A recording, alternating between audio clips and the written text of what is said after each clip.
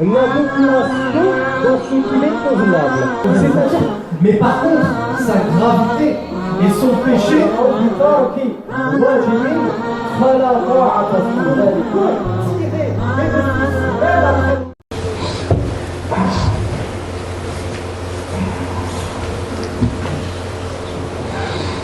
الحمد لله رب العالمين والصلاة والسلام على رسوله الأمين وعلى آله وأصحابه ذوي الدين أما بعد ضاعت الأمانة ضاعت الأمانة ضاعت الأمانة قال الله تبارك وتعالى يا أيها الذين آمنوا أوفوا بالعقود وقال الله تبارك وتعالى وأوفوا بالعهد إن العهد كان مسؤولا وقال النبي صلى الله عليه وعلى آله وسلم آية المنافق ثلاث إذا حدث كذب وإذا وعد أخلف وإذا أؤتمن خان والحديث متفق عليه وزاد في رواية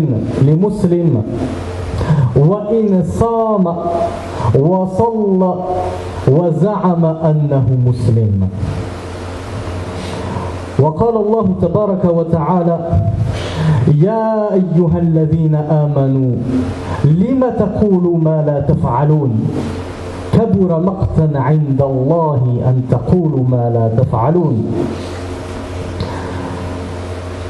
ضاعت الأمانة ضاعت الأمانة ضاعت هذه الأمانة التي قال الله تبارك وتعالى عنها إنا عرضنا الأمانة على السماوات والأرض والجبال فأبين أن يحملنها وأشفقن منها وحملها الإنسان إنه كان ظلوما جهولا فهل يبقى منا أحد راعى هذه الأمانة حق رعايتها؟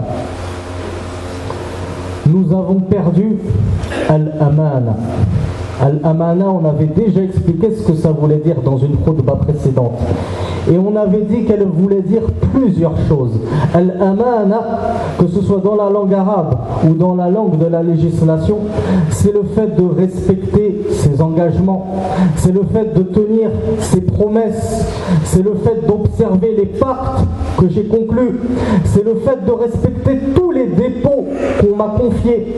C'est tout ça Al-Amana, offrir la sécurité, être digne de confiance. Al-Amana, c'est un petit mot qui veut dire énormément de choses et qui englobe énormément de vertus. Malheureusement, de nos jours, cette Amana et toutes ces vertus-là ont complètement disparu. Quand bien même Allah nous dit dans le Coran, ô vous qui avez cru, respectez al-uqud, respectez et observez les engagements que vous contractez, les pactes que vous faites. Et dans un autre verset, Allah tabaraka wa ta'ala nous dit, et respectez al-ahd, respectez les traités, les pactes que vous faites, les engagements que vous faites. Car certes, le pacte, l'engagement, le traité sera questionné. On vous demandera compte et on vous questionnera au sujet des engagements que vous avez contractés, de ces traités, de ces pactes que vous avez faits entre vous. Le prophète sallallahu alayhi wa sallam nous a dit dans un hadith authentique, unanimement authentique, rapporté par Al-Bukhari wa Muslim rahimahumallah, il a dit les signes de l'hypocrite, l'hypocrite qui est bien sûr sorti de l'islam, qui prétend être musulman alors qu'à l'intérieur il est tout sauf musulman. Les signes de l'hypocrite sont au nombre de 3. Lorsqu'il parle, il ment. Lorsqu'il fait des promesses, il les rompt, il les trahit. Et enfin, lorsque on lui accorde sa confiance, on lui accorde à cet hypocrite notre confiance, il trahit notre confiance. Ça, ce sont les signes de l'hypocrite, comme l'a dit le prophète sallallahu alayhi wa sallam, qui a même ajouté dans une narration rapportée par l'imam Muslim, donc qui est également authentique, même s'il jeûne, s'il prie et s'il prétend qu'il est musulman. Toi, tu prétends que tu es musulman, tu fais ta prière, tu jeûnes, mais lorsque tu parles, tu ne fais que dire des mensonges. Lorsque tu t'engages dans quelque chose et que tu donnes ta parole et ta promesse, tu trahis les gens et tu trahis ta promesse. Et enfin, lorsqu'on t'accorde la confiance, tu trahis cette confiance. Eh bien, le prophète nous dit non, tu n'es pas musulman, tu es un munafiq, tu es un hypocrite, tu es celui qui en apparence semble avoir adhéré à l'islam, mais à l'intérieur, il n'y a aucune trace d'islam dans ton cœur. Donc, al-amana a vraiment disparu de nos jours. Allah tabaraka wa ta'ala nous dit: ô vous qui avez cru, pourquoi dites-vous ce que vous ne faites pas? C'est une abomination auprès d'Allah de dire ce que vous ne faites pas, de dire je vais faire telle chose alors que tu ne vas pas la faire et que tu n'as absolument pas l'intention de la faire, juste pour tromper les gens. C'est une abomination auprès d'Allah tabaraka wa ta'ala.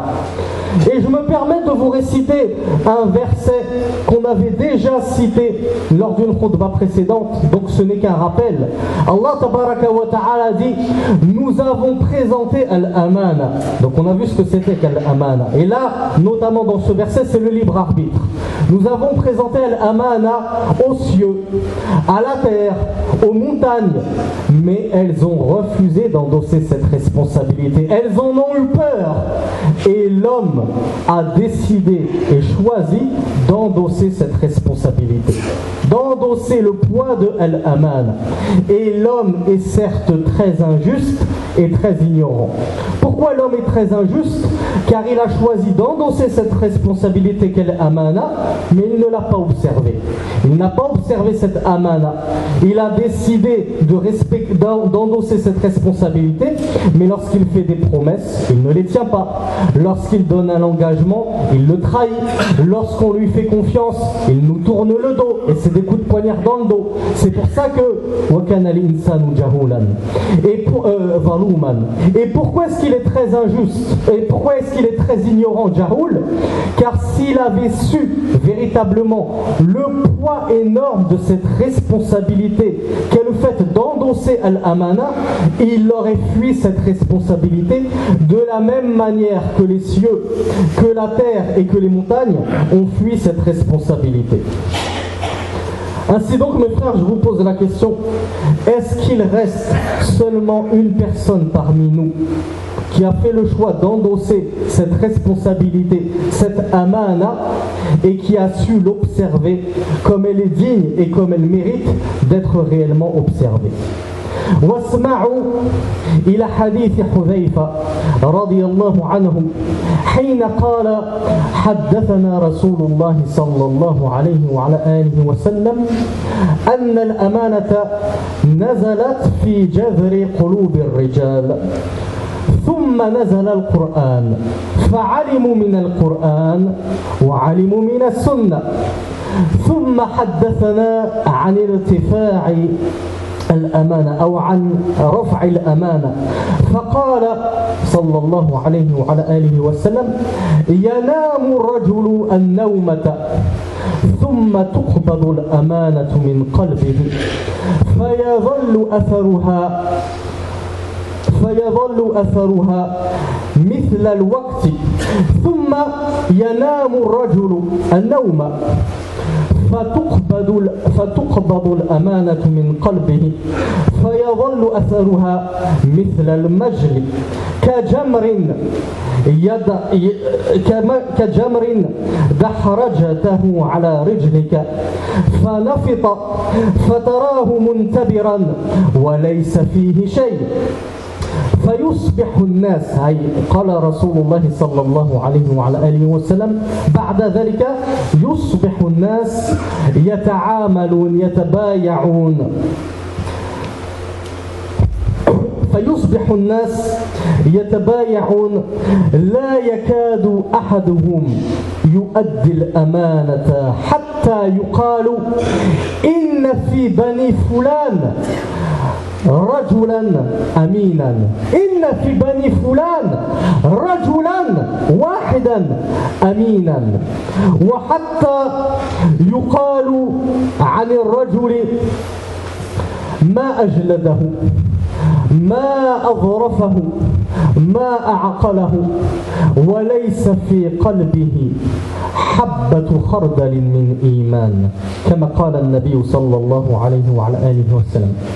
ثم قال حذيفة عقب هذا الكلام ولقد أتى علي زمان لا أبالي أيكم بايعت إن كان مسلما ليردنه علي دينه ولو كان نصرانيا أو يهوديا ليردنه علي ساعيه وأما اليوم فما كنت لأبايع منكم إلا فلان وفلان والحديث رواه الإمام مسلم رحمه الله. Écoutez mes chers frères, cette parole du noble compagnon Hudhayfa qui nous a dit le prophète sallallahu alayhi wa sallam nous a parlé de al-amana. Donc le fait de respecter les engagements, les dépôts, les promesses, de respecter la confiance qu'on place en nous, toutes ces choses-là, al-amana. Le prophète a dit qu'elle était descendue, cette amana, au creux du cœur des hommes. Et ensuite, c'est le Coran qui est descendu.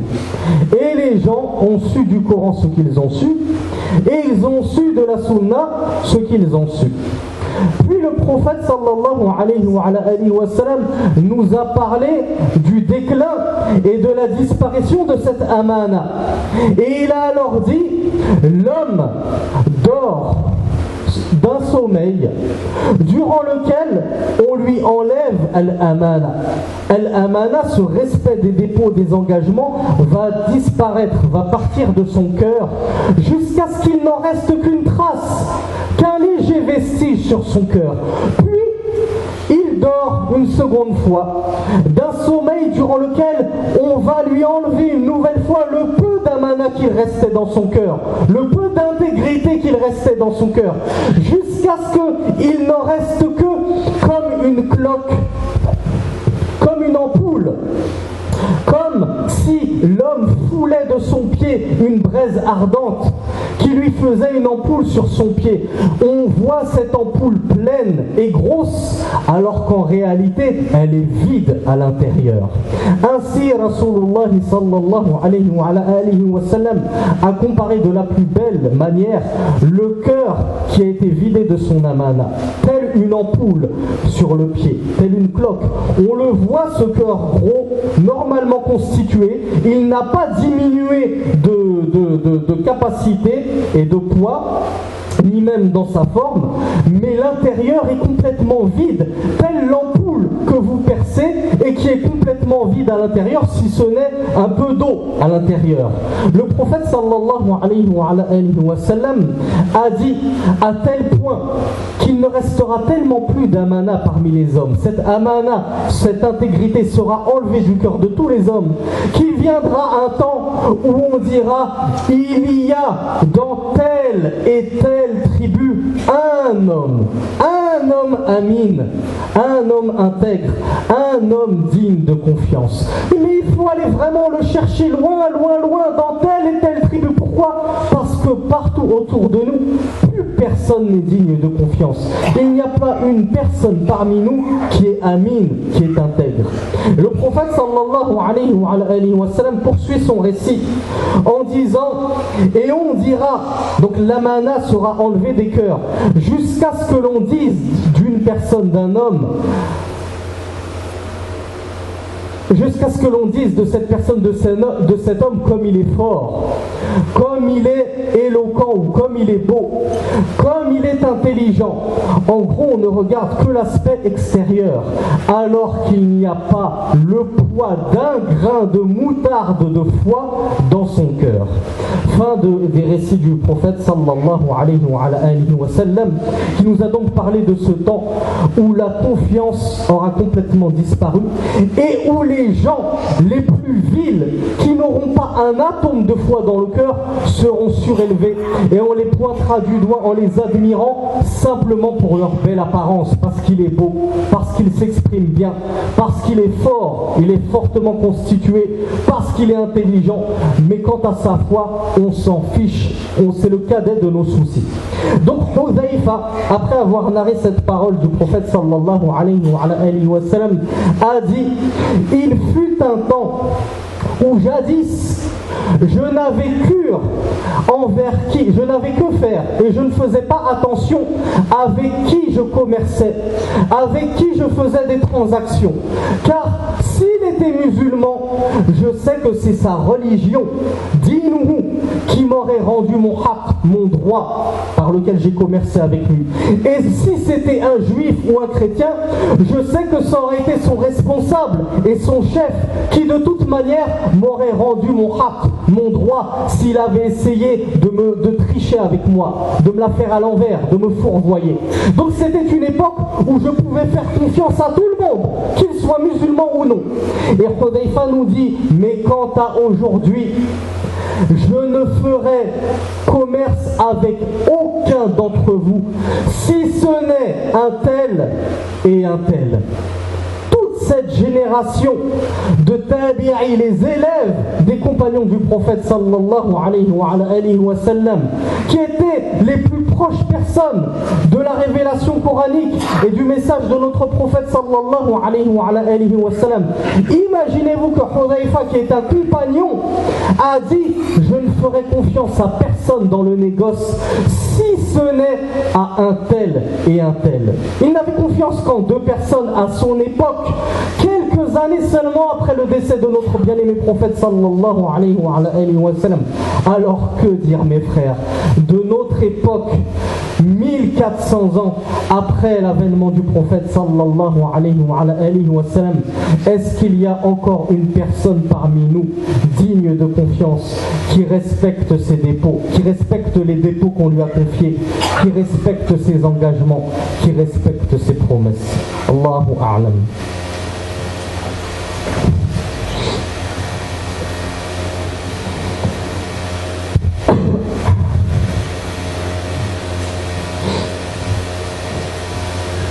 الحمد لله وحده والصلاة والسلام على الخليل المصطفى أما بعد قال الله تبارك وتعالى إن الله لا يحب الخائنين وقال النبي صلى الله عليه وعلى آله وسلم لا إيمان لمن لا أمانة له فضاعت الأمانة ضاعت الأمانة ضاعت الأمانة يعد أحدنا الآخر فيخلف وعده ويستأجر بعضنا أجيرا ثم ينقصه أجره أو يؤخر تسليمه من حيث يشق عليه أي يشق على الأجير وإن لم يؤد حقه البتة وإطلاقا ويأتمن بعضنا بعضا ثم تفشو الخيانة بيننا. وقال الله تبارك وتعالى يا أيها الذين آمنوا لا تخونوا الله والرسول وتخونوا أماناتكم وأنتم تعلمون. Mes chers frères, on a perdu al-amana, on a perdu l'intégrité, on a perdu le respect de l'engagement, le respect de la parole donnée, le respect des dépôts. Quand bien même Allah tabaraka wa ta'ala nous dit dans le Coran, et certes Allah n'aime pas les traîtres, Allah n'aime pas ceux qui trahissent l'engagement qu'ils ont donné. Et le prophète sallallahu alayhi wa sallam nous a dit point de foi à celui qui n'a pas de amana, point de foi à celui qui n'est pas digne de confiance, celui qui ne respecte pas ses engagements, ses promesses et ses dépôts. Ainsi donc, on le voit au quotidien, l'un d'entre nous fait une promesse à son voisin, à son ami, à n'importe qui, puis il manque sciemment et volontairement à sa promesse. L'un d'entre nous va engager un salarié, un ouvrier pour effectuer une besogne, quelle qu'elle soit, puis il va lui donner seulement la moitié de son salaire, ou en tout cas il va lui diminuer son salaire alors qu'ils avaient convenu d'un montant bien déterminé. Quand bien même il ne retarderait carrément pas l'échéance de ce salaire, mais il le fait patienter alors que la personne a terminé son travail et qu'il devrait recevoir son salaire. Mais on le fait patienter tellement que cela cause du tort à ce salarié ou à cet ouvrier qui a travaillé à la sueur de son front pour gagner ce salaire. Et ceci quand bien même la personne, l'employeur, ne lui vole pas carrément son droit. Et alors qu'il a travaillé, qu'il a effectué ce qui était mentionné dans le contrat, je ne lui donne pas ce qui lui est dû. Tout cela, on le voit malheureusement au quotidien, même dans des écoles coraniques, même dans des écoles qui se prétendent être des écoles musulmanes et islamiques et qui se prétendent avoir al-amana et qui emploient des professeurs et qui ensuite volent ces professeurs et ne leur donnent pas leur plein salaire et qu'ils les laissent comme ça attendre et attendre sans plus jamais les contacter. Wal-'iyadhu billah wa hasbunallah wa ni'mal wakil. On fait confiance de nos jours, on se fait confiance les uns les autres. Et puis quelques secondes après, quelques heures après, quelques jours après, c'est la tromperie et la trahison qui se répand partout dans nos foyers, dans les rues, jusque comme on l'a dit même dans nos mosquées ou dans des lieux où on devrait être les plus craintifs envers Allah tabaraka wa ta'ala. Alors qu'Allah azza wa jal nous menace et nous interdit dans le Coran en nous disant « Et ne trahissez pas Allah et son prophète et ne trahissez pas vos amanat. » Alors que vous savez, ne trahissez pas vos engagements, vos pactes, les dépôts qu'on vous a confiés, alors que vous le savez. Donc on ne parle pas de la personne qui a fait une promesse à son ami, à son voisin, je vais t'acheter telle chose, ne t'inquiète pas, et puis qui oublie, car tout le monde oublie. C'est bien pour ça que Allah tabaraka wa ta'ala a créé cette création qu'il a appelée l'homme, il l'a appelé insan dans la langue arabe, parce que ya'ti min al-nisyan, ça vient dans la langue arabe du mot l'oubli, car l'homme kathirun ma yansa. Combien de fois l'homme n'oublie-t-il pas? Donc nul grief et nul reproche à celui qui manque à sa parole parce qu'il a oublié involontairement. Ça arrive à tout le monde, même au meilleur d'entre nous. Mais la menace d'Allah tabaraka wa ta'ala tombe sur celui qui volontairement, wahum ya'lamun, il va manquer et trahir sa promesse. Il va trahir l'engagement qu'il a tenu et il va trahir le dépôt qu'on lui a confié.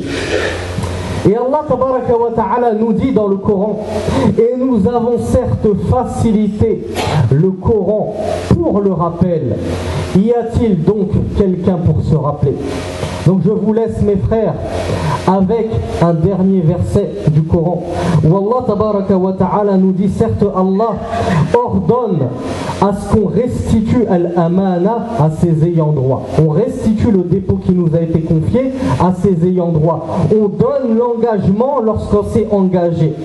Et lorsque l'on juge entre les gens, que l'on juge avec équité et justice. Et certes, comme est bon ce à quoi Allah tabaraka wa ta'ala exhorte, et certes Allah est parfaitement audient et voyant. Allah tabaraka wa ta'ala voit tout ce que vous faites et il entend tout ce que vous faites. يقول الله تبارك وتعالى في محكم تنزيله ولقد يسرنا القرآن للذكر فهل من مدكر. فأنا أذركم يا إخوة بقول الله تبارك وتعالى حين قال إن الله يأمركم أن تؤدوا الأمانات وإذا حكمتم بين الناس أن تحكموا بالعدل. إن الله نعم ما يعظكم به إن الله كان سميعا بصيرا وقوموا إلى الصلاة